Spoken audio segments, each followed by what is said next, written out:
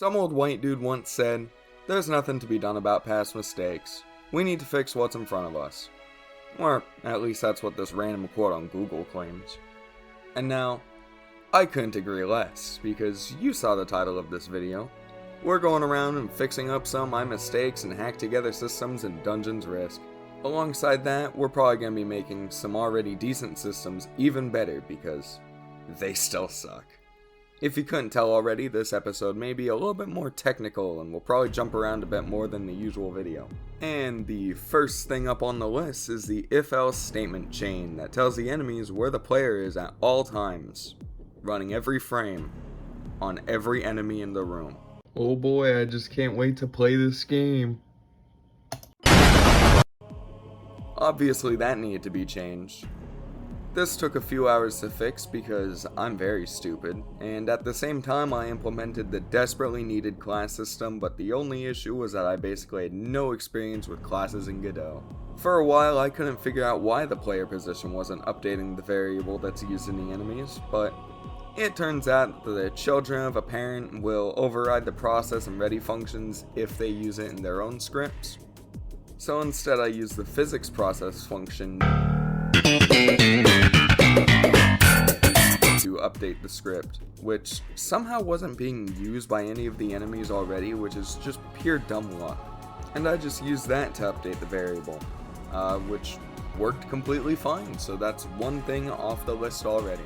Next up was changing the way the entity deaths were detected. Somehow in my multiple years of using Godot, I never found out that setting the process functions to false would deactivate them. I know I tried that in the past multiple times and it just simply didn't work, and using them would cause unwanted results. Which is why I used an undeniably inferior option, thinking there was no other way. Way I did it before, I just used timer nodes set to every 0.1 or 0.2 seconds to check if the entity's health was equal to or below 0, which was probably not the best for performance. I happily gutted that all out of the scripts in favor of just turning off the process functions, which was probably the thing I should have done in the first place if I knew any better. After that, it was about time to fix another issue that was brought up in the last Dungeons Risk video. I forgot to make it so the enemy health bars were tweened and smoothed too. After some quick code copying and pasting and changing a few variables, I had it all done.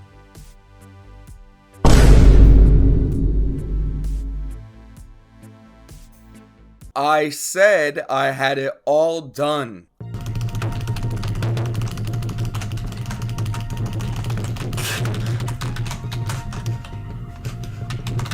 I gotta say that this actually does make the enemies just a little bit smoother and better looking. Now, while I was working on this, another bug reared its hideous face relating to the mage enemies attacking after they should be dead. So I fixed that while I was at it too, which was easy as stopping the attack timer when it died. No idea how that wasn't a thing already, but it's fixed now. Next on the list was a rework of the pickup system, and I wanted to go with something similar to the command artifact from Risk of Rain 2, and once again Risk of Rain 2 makes it into one of the features of this game. The goal was to make it so there was a random chance to get an upgrade potion that would let the player choose their boost instead of it being a random item from one of the chests. First, I started on a menu that would pop up when you activate the upgrade potion, and I just used a retextured sprite of one of the potions for the new pickup. Then I just had to program some logic to add the new potion to a spawn list, and while I was at it I got sidetracked and redid all the other pickup names and textures so they were potions and didn't have a wonky, overly long name. Then, once all that was working how I liked it, I just spruced up the pop-up menu a little and made it look like someone with actual artistic talent made it. In the future, I may add something similar to the command artifact from Risk of Rain 2 to the game, which would make it so only the upgrade potions spawn instead of just being tossed into the loot pool with the other potions. Then, I decided I was going to make a settings menu, since those are pretty important for games that exist. Before I got onto that though, I got a little sidetracked again and made style sets for the main menu and pickup menu buttons, so I'm not just using the default button preset that Godot gives you for when you're too lazy to do it yourself. But once all the buttons and menus were all finished and fixed up, I finally got to work on the settings menu. First thing I did was get started on the icons for the settings menu, which might need to be replaced eventually because people won't play a game if they've ripped their eyes out after one look at the main menu. Then I just made the settings menu out of a panel and styled it in a way that I liked and put buttons on it, which I realized the buttons didn't really do anything and have no purpose because there's no audio or music or anything in this game whatsoever. Not yet at least. Clearly I was off my meds or something when I was doing this because I got sidetracked again and redesigned the death and pause menus to be more consistent with the style of the main menu, for whatever that's worth. Finally, to close this video off, I decided that the coins need a rework too, since they're kinda hard to look at and they just look clunky when you're playing the actual game. So once again, I got onto Sprite and I made a little quick coin rotation animation that looked good enough in my opinion. Then it was just a matter of importing it into Godot and replacing the static sprite with an animated one. After that, I rewrote the logic a little bit to make it so the player could collect coins even if all the enemies in the area weren't killed.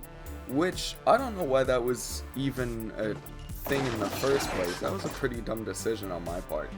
Also, I somehow stumbled upon a glitch with the elite mage that caused it to be completely unable to attack because it wasn't calling the method in the attack animation, which I suspect was from when I was changing the attack animations for all the characters, and somehow only now I've noticed.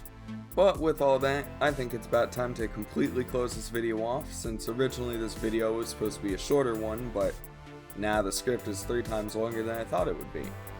Which probably says something about my game development skills. Regardless, some important things were crossed off the to-do list, which is probably a good thing. Let me know in the comments if there's anything else you think I could improve on or fix. Any and all suggestions are welcome because in the words of the great Marcus Kincaid, I'm sure we'll be doing this all again soon enough.